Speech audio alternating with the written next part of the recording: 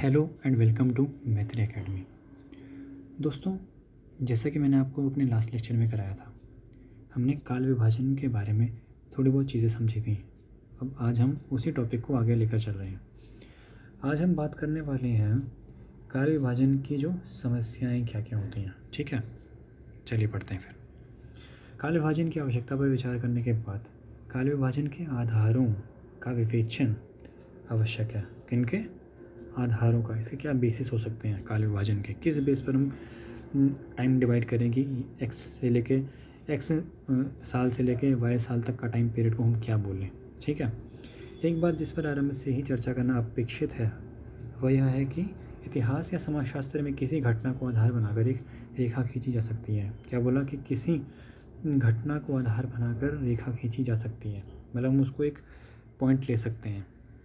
उदाहरण के लिए, इतिहास में पुनर्जागरण का आरंभ संभवतः तुर्कों के हाथों कुस्तुनतुनिया की पराजय की तिथि से माना जाता है। ठीक है, तो ये हमारा पुनर्जागरण का काल हो गया। ओके, लेकिन साहित्यिक इतिहास को साहित्य के रुझान का रुख पता करने में कठिनाई हो सकती है। अच्छा, इसको देखते हैं कैसे। क्योंकि साहित्य का रुझान परिवर्तन किसी तिथि की घटना नहीं है। मतलब लोगों को कोई एक्स तरह की चीज़ें पसंद आने लग गई, ऐसा नहीं है कि वो एक तरीके से हम बोलेंगे कि ठीक है, एक तरीके से हमें बॉलीवुड की फिल्में अच्छी लगने लग जाएंगी या एक तरीके से हमें कोई विचारधारा अच्छी लगने लग जाएगी। वो एक ग्रेजुअल प्रोसेस होता है कि धीरे धीरे धीरे धीरे वो चीज़ समाज अडॉप्ट करता है। ठीक है, अच्छा, क्योंकि साहित्य का रुझान किसी एक तिथि की घटना नहीं है। यदि प्रवृत्ति को ही आधार बनाए तो ऐसा देखा गया है कि जब साहित्य में एक प्रकार की प्रवृत्ति गतिशील होती है, अभी ये हमारा मेन पॉइंट आया कि जब साहित्य में एक ही तरह की प्रवृत्ति गतिशील होती है तो उसके समानांतर कभी कभी प्रतिरोधी प्रवृत्ति भी गतिशील हो उठती है। मतलब एक तरह का कल्चर, अगर एक तरह की कुछ, इसको ऐसा समझें कि मान लो एक तरह का साहित्य चल रहा है, जैसे आदिकाल में रासो साहित्य चल रहा है, तो ज़रूरी नहीं है कि वो रासो ही रहेगा, उसके पैरेलल कोई और साहित्य भी चल सकता है। ऐसा नहीं है कि तब कहानियाँ लिखनी बंद कर देंगे, तब कहानियाँ तब भी लिखी जा सकती हैं। वो ये बात कह रहे हैं। इस अंतर्विरोध के कारण काल विभाजन, ये है हमारा मेन पॉइंट।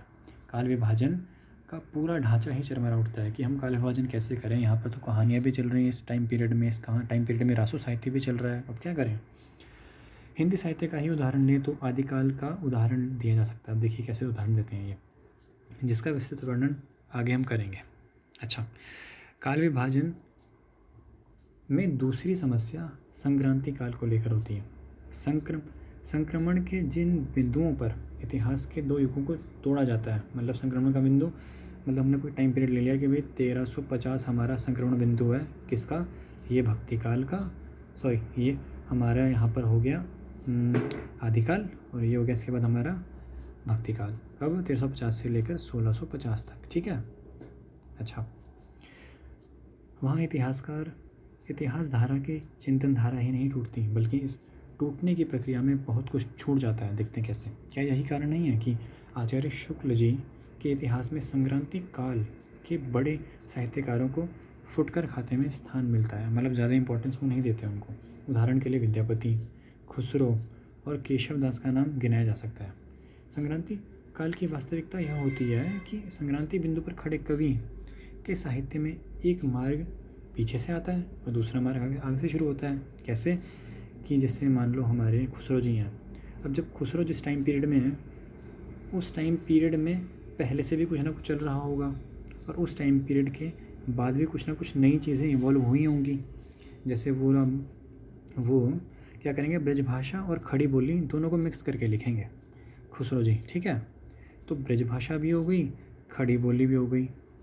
ये क्या हो गया, एक वर्सेटैलिटी हो गई ना उनकी।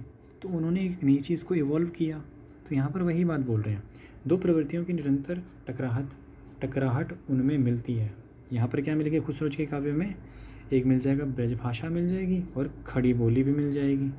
ठीक है, इनमें किस प्रवृत्ति का आगे विकास होता है, इसी को ध्यान में रखा जाना आवश्यक होता है। हमारे काल विभाजन में यही एक मेन पॉइंट है कि इसको ध्यान रखना है कि जिस प्रवृत्ति का आगे विकास हो रहा है। इसी सूत्र से संक्रांति काल की समस्या सुलझती है, क्योंकि कुछ ना कुछ तो हमें सोल्यूशन निकालना पड़ेगा। काल विभाजन की कठिनाइयों में एक और कठिनाई का जिक्र करना आवश्यक है। कौन सी कठिनाई? कि साहित्यिक इतिहास में और राजनीतिक इतिहास में, मतलब एक हो गया हमारा साहित्य का इतिहास, एक हो गया हमारा पॉलिटिकल इतिहास मतलब राजनीतिक इतिहास। ये दोनों में समानताएं अक्सर नहीं होती। देखते हैं कैसे। उदाहरण के लिए हमारे साहित्य का जो आदिकाल है, लगभग उसी के आसपास राजनीतिक इतिहास का मध्य युग शुरू होता है। अच्छा, मतलब आदिकाल भी सेम पैरेलल चल रहा है और साथ साथ राजनीतिक इतिहास का मध्य युग भी चल रहा है। ठीक है, ऐसी स्थिति में कुछ इतिहासकार क्या करेंगे? आधुनिक काल से पूर्व समूचे साहित्य को मध्ययुगीन साहित्य कहना ही उचित मानते हैं, और मध्ययुगीन मतलब मध्यकाल का साहित्य को विभिन्न प्रवृत्तियों में बांटकर उसका विवेचन करना उचित समझते हैं। कि हमने मध्यकाल लिया, उसमें हमने ऐसे नहीं बोला कि 1350 से 1650 को मानेंगे। हम कहेंगे कि एक 40 साल ये मान लिया प्रवृत्ति, एक 40 साल ये मान ली प्रवृत्ति, एक 40 साल कोई और प्रवृत्ति मान ली। वो ये बात कर रहे हैं। अच्छा, अभी देखिए इसका एग्जाम्पल क्या है। वीर काव्य, नीति काव्य, प्रेमाख्यान मतलब प्रेम वाले आख्यान, लव स्टोरीज, प्रेमाख्यान काव्य आदि के अनुसार साहित्य को इतिहास का ढांचा बनाते हैं। मतलब ये चार उन्होंने डिवाइड कर दिया 3-4 में। इस प्रकार के विभाजन से सहमति कठिन है। अच्छा, कि एक कॉमन पॉइंट नहीं बन रहा, हर एक साहित्यकार तैयार नहीं हो रहा कि ये हमें ठीक नहीं लग रहा है। अच्छा, तो फिर कैसे तैयार होंगे? यदि हम प्रवृत्ति के आधार पर विभाजन करते हैं तो कार्यकरण संबंधों को भी दिखाना चाहिए। कार्यकरण मतलब कार्य कारण, कि कोई कार्य हुआ है उसका रीज़न क्या है, उसके घटने का। एक से घटना हुई है तो उसके घटने का रीज़न भी तो कुछ हो, वैलिड। ठीक है, अब जैसे मान लो कोई एक काव्य प्रवृत्ति है कि भाई कहानी आ गई, या हम ऐसे एग्जाम्पल लेते हैं कि नॉवेल्स आ गए, उपन्यास आ गए। तो उपन्यास क्यों आए, उसका कोई ना कोई रीज़न भी तो होना चाहिए ना, वैलिड। क्या रीज़न रहा कि उपन्यास का इवॉल्वमेंट हुआ, कैसे वो इवॉल्व हुआ, उसका विकास कैसे हुआ, ये बात कह रहे हैं। दूसरा प्रश्न यह है कि इस प्रकार का विभाजन परवर्ती साहित्यकारों में कितना अधिक स्वीकृत हुआ।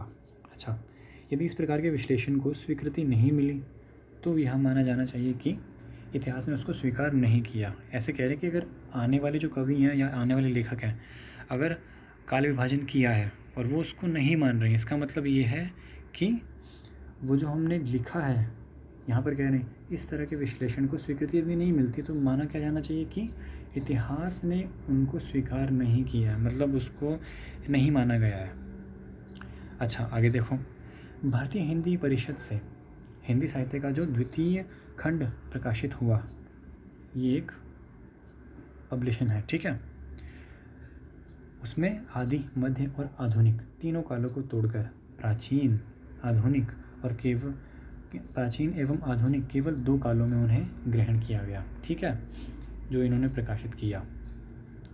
इस प्रकार के काल विभाजन में इतिहास की परिपक्व दृष्टि का स्पष्ट अभाव मिलता है। मतलब एक परिपक्व मतलब कुछ और माइन्यूट हो सकता था, बट वो और अच्छे से नहीं इवॉल्व हुई। अगर उन्होंने सिर्फ प्राचीन और आधुनिक काल 2 नाम दिए हैं जैसे कि कहा है इन्होंने, उसमें राजनीतिक इतिहास के स्थूल प्रतिमानों को आधार बनाया गया है। स्थूल मतलब हल्के प्रतिमान। अच्छा, अभी देखिए कैसे एग्जाम्पल आपको आगे चल के बताएंगे सारे। काल विभाजन के मुख्य उपकरण क्या होंगे? संवेदना को पहचानने की क्षमता है। सबसे पहला टूल क्या है कि संवेदना को पहचाना जाए। संवेदना को पहचान कर हम इतिहास की रचना करते हैं। शुक्लोत्तर इतिहास लेखन में इस बात को नज़रअंदाज कर दिया गया। अच्छा, क्या हमारा मेन टूल क्या है यहाँ पर? संवेदना। मतलब संवेदना के बेसिस पर हम क्या करते हैं, संवेदना को पहचान कर हम इतिहास की रचना करते हैं। अच्छा ठीक है, कैसे? शुक्लोत्तर मतलब शुक्ल जी के युग के बाद का युग। उस शुक्लोत्तर इतिहास लेखन में इस बात को नज़रअंदाज कर दिया गया। इस संवेदना को ध्यान रखना, ठीक है, कि इसको ध्यान रखना, नज़रअंदाज कर दिया गया इस बात को। इससे साहित्य के इतिहास को समझने में बाधा पड़ी। अच्छा, इन इतिहासों के प्रस्तावित कालखंड में जो चित्र प्राप्त हुए हैं उनका स्वरूप ही खंडित है। अभी हम आगे, ये थोड़ा काफ़ी टेक्निकल चल रहा है ना, आगे चलकर बहुत सिंप्लीफाई करेंगे। उनमें इतिहास की समग्रता का प्रमाण नहीं मिलता। नागरी प्रचारणी सभा, ये एक सभा थी। ने अपने हिंदी साहित्य का वृहद इतिहास के लिए जो प्रारूप बनाया, ये एक इनकी बुक है, ठीक है।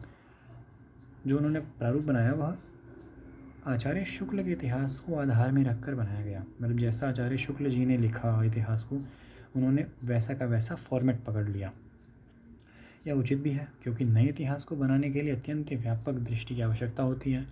अब नई तरीके से लिखना है, नए काल विभाजन करना है, उसके लिए तो काफ़ी डिटेल्ड स्टडी भी होनी चाहिए और काफ़ी ऐसे पर्सन्स भी होने चाहिए, मतलब इंटेलेक्चुअल्स, है ना, ये बात कह रहे हैं। इस दृष्टि के अभाव में एक प्रामाणिक इतिहास के ढांचे को अपनाना ही बेहतर है। अच्छा, क्या कह रहे हैं? एक प्रमाणित इतिहास के ढांचे को अपनाना ही बेहतर है अगर हमारे पास ये सब चीज़ें नहीं है। प्रामाणिक कैसे? प्रामाणिक अभी देखते हैं आगे कैसे। प्रमाण मतलब जिसके हमारे पास प्रमाण है कि ये एक्स घटना कुछ हुई थी, XYZ कोई घटना है, ये हाँ हुई है। अच्छा, अब देखते हैं आगे कैसे। अब देखते हैं, ये हमारा हो गया यहाँ पर मेन पॉइंट कि एक प्रामाणिक इतिहास के ढांचे को अपनाना ही बेहतर है। देखते हैं कैसे। काल विभाजन के आधार। अच्छा, साहित्य ऐतिहासिक मतलब साहित्य के इतिहास में प्रवृत्तियों के आधार में प्रवृत्तियों के परिवर्तन को आधार बनाकर, क्या बोला इन्होंने? प्रवृत्तियों के परिवर्तन को आधार बनाकर काल विभाजन की परिपाटी पुरानी है, मतलब बहुत पहले से चली आ रही है ये बात। इससे हम उन उलझनों से बच जाते हैं जिससे काल विभाजन के निर्णय में अराजकता की संभावना होती है। मतलब ये हमारे लिए अच्छा मेथड है। कौन सा? प्रवृत्तियों को अगर हम बेसिस मान लें कि एक्स टाइम पर, उस एक्स टाइम पीरियड में लोगों को कहानियाँ बहुत पसंद आ रही हैं, आज के टाइम पर लोगों को फिल्में बहुत पसंद आ रही हैं, आज के टाइम पर लोगों को जैसे इंटरनेट काफ़ी पसंद आ रहा है, तो हम एक प्रवृत्ति मान लेते हैं कि आज के लोगों में ये प्रवृत्ति है कि वो टेक पर्सन्स हैं, वो इंटरनेट को यूज़ करते हैं। तो अभी कभी जब लिखा जाएगा इतिहास में, मतलब इंटरनेट का इतिहास मान लो लिखा गया, तो वहाँ पर मेंशन किया जाएगा कि हाँ 2010 के बाद क्या हुआ, एक टेक क्रांति हुई, उसके बाद 2020 में ऐसा हुआ। समझ रहे हैं आप? बात है यहाँ पर सिर्फ एक पॉइंट की और उसको आधार मानने की, ठीक है। साहित्य की अंतः प्रकृति की एकता को समझने पर ही काल विभाजन को संयोजित किया जा सकता है। उदाहरण के लिए हिंदी साहित्य के आदिकाल में धार्मिक, श्रृंगारिक और वीर गाथात्मक साहित्य का सृजन हुआ। अभी हमारा पॉइंट बन गया, ठीक है। मतलब इस तरीके का इतिहास लिखा गया कब? आदिकाल में।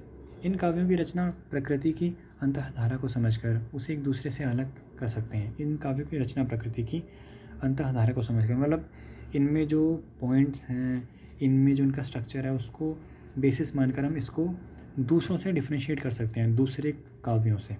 काल की अंतः प्रकृति को समझने में बड़ी सूक्ष्म दृष्टि की आवश्यकता या ज़रूरत होती है, नहीं तो कोई बड़ी ऐतिहासिक भूल हो सकती है। अच्छा, इस सूक्ष्म दृष्टि के द्वारा हम युग की मनोभूमि, मतलब युग की मनोभूमि मतलब युग में जो लोग हैं उनके मन में क्या क्या चीज़ें चल रही हैं, वो बेसिस मनोभूमि और उसके समाज के मन को परख कर उसे दूसरे युग के समाज के मन तथा उसकी मनोभूमि से अलग किया जा सकता है। वही मैंने आपको बताया कि मतलब ऐसे मान के चलो कि 1750 में माहौल क्या था? अंग्रेज़ों से आज़ादी चाहिए, है ना। अच्छा, आज़ादी मिल गई। अच्छा, अब वो चीज़ हो गई। अब आज के टाइम पर माहौल क्या है कि ऐसे मान लो कि जो उसके पास एजुकेशन नहीं है वो एजुकेशन के लिए मेहनत कर रहा है, जिसके पास जॉब नहीं है वो कुछ ना कुछ काम कर रहा है, ठीक है। या आज के टाइम पे आप मान लो लोग इंटरनेट बहुत चला रहे हैं, तो ये एक प्रवृत्ति हो गई कि आज के लोग टेक पर्सन्स हैं, जैसे मैंने आपको भी बताया।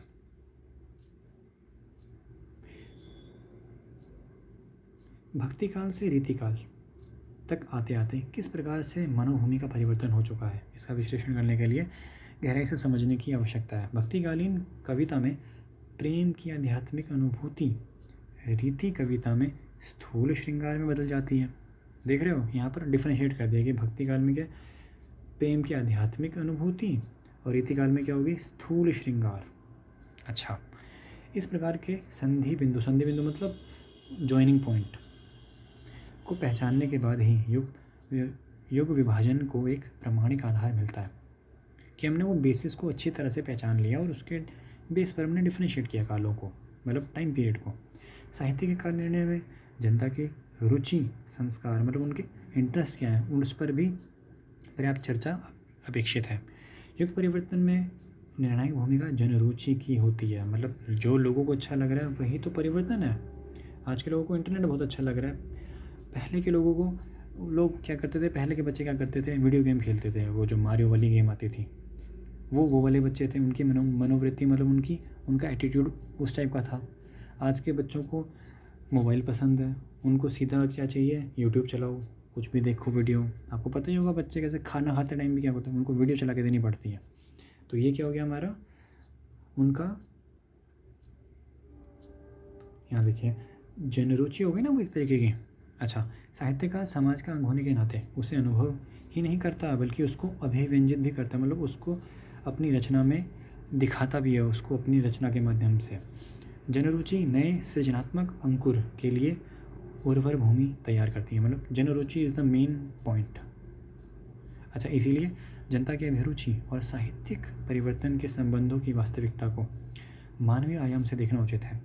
अच्छा, स्वयं आचार्य शुक्ल ने अपने इतिहास में लिखा है, क्या लिखा उन्होंने लिखा है कि जनता की चित्तवृत्ति, ये बहुत ही इंटरेस्टिंग शब्द है, जनता की चित्तवृत्ति बहुत कुछ राजनीतिक, सामाजिक, सांप्रदायिक तथा धार्मिक परिस्थितियों के अनुसार होती हैं। मतलब इन पर क्या इम्पैक्ट पड़ रहा है उसके बेसिस पर हमारी रुचि निर्भर करती है उन चीज़ों पर। इस दृष्टि से हिंदी साहित्य का विवेचन करने में यह बात ध्यान में रखनी होगी कि किसी विशेष समय में लोगों में रुचि विशेष का संचार और पोषण किधर से और किस प्रकार हुआ है। मतलब अगर हमें आज इंटरनेट पसंद आ रहा है तो उसका कारण क्या है और वो चीज़ कैसे हुई। कारण क्या है कि टेक्नोलॉजी का इवॉल्वमेंट हुआ। अच्छा, अभी हमारे पास और उसके क्या रीज़न है कि हमारे पास मोबाइल है तो हम चला सकते हैं, हमारे पास इंटरनेट है इसीलिए हम उसको यूज़ कर सकते हैं, हमारे पास डिवाइसेस हैं। अच्छा, जनता की अभिरुचि किस प्रकार से एक विधा के स्थान पर दूसरी विधा को प्रतिष्ठित करती है। ठीक है, मतलब किस पहले टाइम के लोगों को मान लो अगर उपन्यास पसंद थे तो आज के टाइम के लोगों को कहानियाँ पसंद है छोटी छोटी। इस कैसे प्रतिष्ठित करती हैं दूसरे को, इसे हम भारतेंदु युग और द्विवेदी युग की तुलना में देख सकते हैं। अब भारतेंदु युग एक टाइम पीरियड है, उसको हम भारतेंदु युग बोलते हैं। 1850 से आई गेस 1900 तक का टाइम पीरियड है। और द्विवेदी युग कौन सा है, 1900 ईस्वी से लेकर 1918 या 15 तक का, 15 या 18 के बीच में। भारतेंदु युग में नाटकों के महत्व का मूल कारण जनरुचि ही थी। अब ये देखिए ये पॉइंट बन गया कि भारतेंदु युग में क्या नाटक प्रचलित थे, लेकिन उपन्यासों की बढ़ती लोकप्रियता के कारण नाटक का ह्रास हुआ और उपन्यास का एक महत्वपूर्ण विधा के रूप में प्रतिष्ठान हुआ या प्रतिष्ठित हुई उपन्यास। इस प्रकार से हम देखते हैं कि विधाओं की दृष्टि से दो युग में अंतर हो जाता है, मतलब दो टाइम पीरियड में अंतर हो जाता है कि इस टाइम पीरियड में लोगों को क्या पसंद है, इसमें क्या पसंद है। यदि द्विवेदी युगीन साहित्य में उपन्यास का महत्व बढ़ रहा था तो वह इसीलिए कि जीवन की जटिलता को नाटक में अभिव्यक्त कर पाना संभव नहीं हो पा रहा था, कि लाइफ धीरे धीरे क्या जटिल होती जा रही है, लोग शहरों की तरफ जा रहे हैं, उनके जीवन में रहन सहन में परिवर्तन आ रहे हैं, काम पर जा रहे हैं, वहाँ पर रेस्ट कर रहे हैं, फिर घर आ रहे हैं, फिर थके हारे हैं। अब उसको आप नाटक में कैसे दिखाओगे, आपको एक बड़ा सा उपन्यास लिखना पड़ेगा ना कि मैं सुबह इतने बजे उठा था, मैंने अपने आसपास ये ऑब्ज़र्व किया, या फिर मैं यहाँ जॉब करता हूँ, मेरे आसपास का एनवायरनमेंट ऐसा है, उस सेंस में कह रहे हैं वो। अच्छा, काल निर्णय के लिए साहित्य के अतिरिक्त जनता के जीवन के मर्म को टटोलना होता है। कैसे? कभी कभी साहित्य में ऐसी दुर्घटना होती है कि लोक रुचि और सत्ता की रुचि उसमें अंतर आ जाता है। रीतिकाल इसका प्रत्यक्ष उदाहरण है। अब रीतिकाल भी एक टाइम पीरियड है। आश्रयदाताओं की रुचि की ओर ध्यान देकर साहित्य में एक विशेष भावबोध विकसित हो गया। किसका? आश्रयदाता मतलब एक मान लो राजा है, उस राजा ने बहुत सारे कवियों को आश्रय दिया, मतलब अपने पास रखा कि आप लिखे कविता। तो जो इसकी रुचि होगी, इस राजा की, इस आश्रयदाता की जो रुचि होगी वो भी साहित्य में एक विशेष भावबोध विकसित करेगी। जैसे मान लो एक राजा को रोमांटिक स्टोरीज़ पसंद है, तो उसके कवि क्या चाहेंगे कि मैं रोमांटिक स्टोरीज़ ही लिखूँ, है ना? तो यहाँ से भी क्या हुआ, एक भावबोध पैदा हो गया कि ठीक है, हम कहानियाँ लिखेंगे, हम स्टोरीज़ लिखेंगे। आचार्य शुक्ल के शब्दों में श्रृंगार के वर्णन को बहुतेरे कवियों ने अश्लीलता की सीमा तक पहुँचा दिया था। इसका कारण जनता की रुचि नहीं है, वो खुद बोल रहे हैं, जनता की रुचि नहीं है, आश्रयदाता राजा महाराजाओं की रुचि थी, जिसके कारण कर्मण्यता और वीरता का जीवन बहुत कम रह गया था। इसीलिए इतिहास के काल निर्णय में लोक रुचि को पर्याप्त प्रतिनिधित्व मिलना चाहिए। वो कह रहे कि आपने कि तब के रीतिकाल के कवियों ने इसका ध्यान नहीं दिया। अब हम देखते हैं नामकरण के आधार क्या क्या हो सकते हैं। नामकरण के आधार, अब देखते हैं इसको। काल विभाजन और नामकरण दो अलग अलग प्रश्न नहीं हैं, दोनों एक दूसरे के पूरक हैं। क्या नाम होगा और काल का टाइम पीरियड क्या होगा। अच्छा, जिन जिन मुद्दों को ध्यान में रखकर काल विभाजन का निर्णय लिया जाता है, उन्हीं को ध्यान में रखकर उनका नामकरण भी किया जाएगा। अच्छा, जैसे मान लें कि ये बहुत वीरता वाला काल था, तो हमने एक टाइम पीरियड डिसाइड कर दिया, तो हम इसको नाम भी क्या रखेंगे। अगर हम बोल रहे हैं इसकी प्रवृत्ति वीरता वाली है, तो हम इसको नाम दे देंगे ना, वीर गाथा काल। ठीक है। जिस तरह से रचना की प्रवृत्ति काल विभाजन का आधार रही है, उसी तरह वह नामकरण का भी प्रमुख या महत्वपूर्ण आधार रही है। रचना प्रवृत्ति के आधार पर नामकरण हिंदी की एक सर्वमान्य परंपरा रही है। किसकी? रचना प्रवृत्ति के आधार पर नामकरण। जैसे मैंने बोला, ये भी आपको वीर काल है तो हमने वीर गाथा काल नाम रख दिया। रचना की अंतर्वस्तु की केंद्रीयता को ध्यान में रखकर काल विभाजन को नामांकित कर दिया जाता है। वही देखते हैं कैसे। इस प्रकार के नामकरण का आधार रचनाओं की बहुलता से जुड़ा है। रचनाओं की बहुलता से प्रवृत्ति का औसत निकालकर ठीक लगने वाले नाम से साहित्यिक कालखंड का नामकरण करने का प्रचलन है।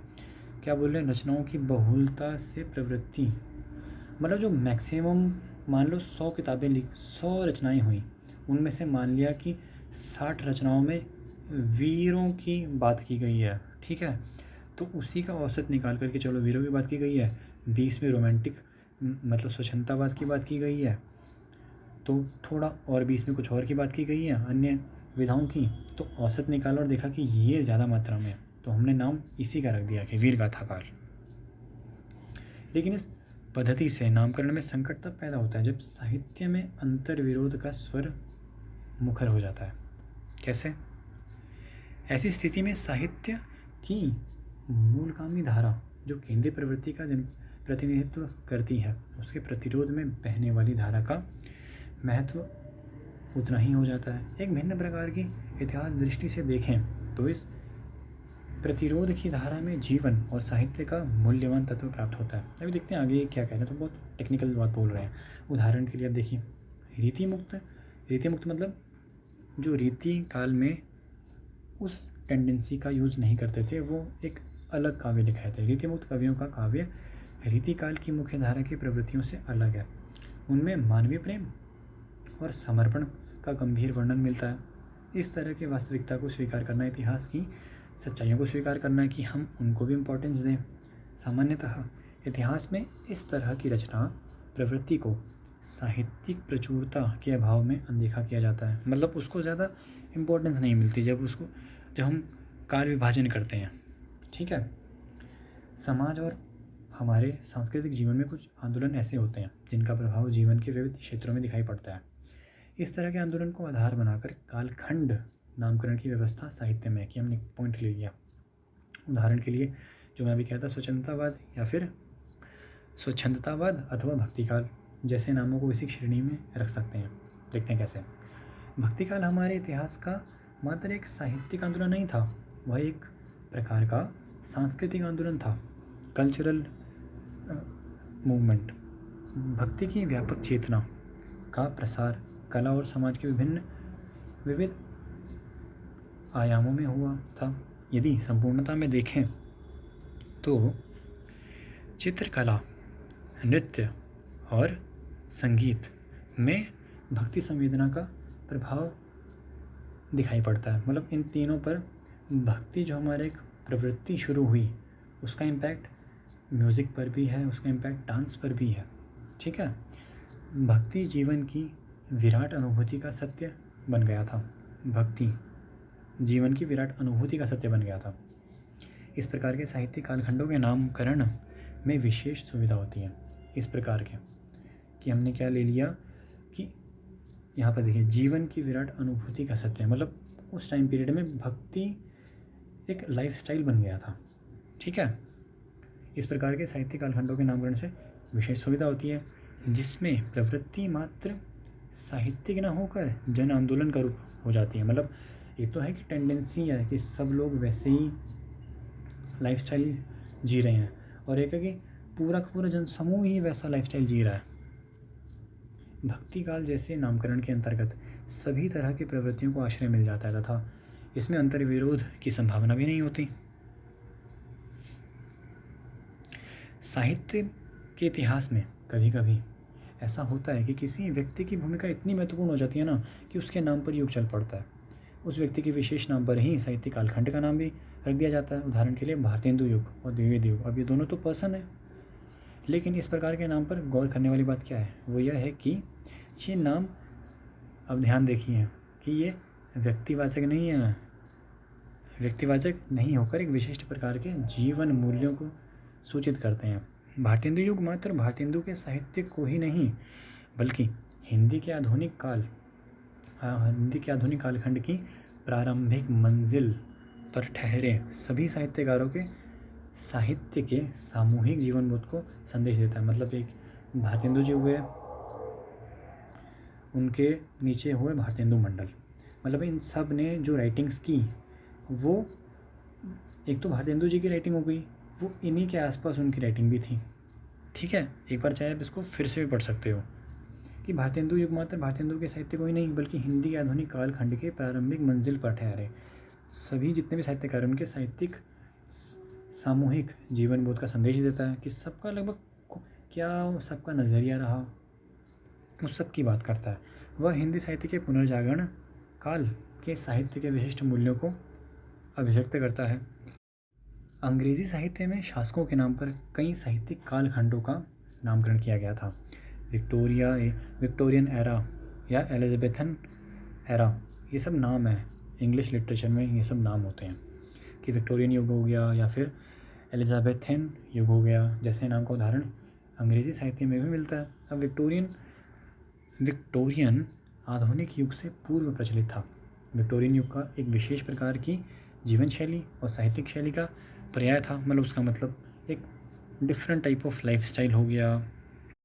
नामकरण का एक आधार घटना को भी माना जाता है। उदाहरण के लिए स्वतंत्रता भारतीय इतिहास की एक महत्वपूर्ण घटना है। ठीक है, भारतीय साहित्य के इतिहास में भी इस घटना को आधार बनाया गया। ठीक है, जैसे हम बोलते हैं ना इंडिपेंडेंस, पोस्ट इंडिपेंडेंस, तो स्वातंत्र्योत्तर साहित्य जैसे नाम लोग प्रचलित हुए कि पोस्ट इंडिपेंडेंस है इसका इंग्लिश में नाम। इस तरह के नामकरण रखने में विशेष सावधानी की आवश्यकता होती है।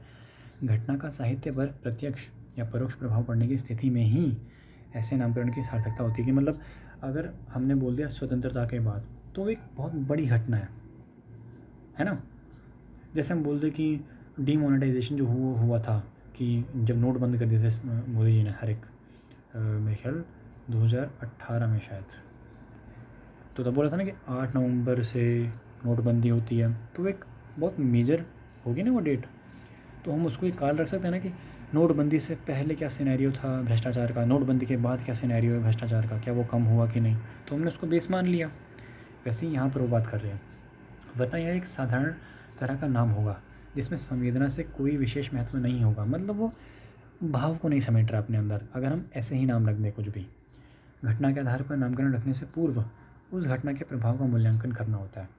जैसे सबसे सिंपल एग्जांपल डिमोनेटाइजेशन, उसका तब क्या इम्पैक्ट पड़ा लोगों पर, उसके बाद क्या इम्पैक्ट पड़ा करप्शन पर, उसका क्या करप्शन कम हुआ, क्या हम ये नाम रखें तो क्या ये रेलेवेंट हो रहा है, क्या ये कनेक्ट कर रहा है उस संवेदना से, ये बात है। तो दोस्तों ये हमारा आज का लेक्चर था। होपफुली आपको ये इन्फॉर्मेटिव लगा हो। मैंने कई चीज़ों को बहुत जल्दी पढ़ा है, क्योंकि मैंने जो रेलेवेंट चीज़ें हैं उस पर ज़्यादा टाइम लगाया है, मैंने आपको चीज़ें समझाई हैं। होपफुली आपको ये लेक्चर अच्छा लगा होगा।